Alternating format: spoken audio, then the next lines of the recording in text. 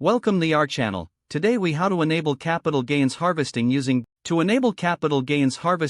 Betterment Tax. Start by logging into your Betterment account. Once you are logged in, navigate to the account section of the dashboard. Look for the tax strategies option within the account menu. Click on tax loss harvesting to access the relevant settings. Review the information presented about capital gains harvesting and its benefits.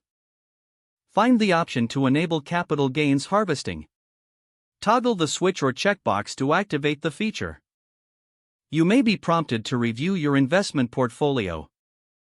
Evaluate your current holdings and their performance. Identify any capital gains that might be realized. Consider your overall tax situation before proceeding. Confirm the activation of capital gains harvesting. After activation, Betterment will automatically monitor your portfolio. They will look for opportunities to minimize your tax liability. Ensure you periodically check your account for updates and tax reports.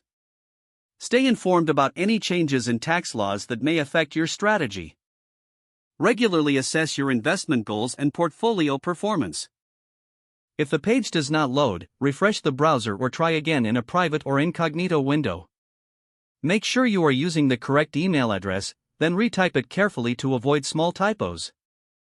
If your password is not accepted, use the reset option and create a new strong. Check your spam folder for verification or security emails, then complete any requested. Enable two-factor authentication if available to improve account security and reduce unauthorized access risk.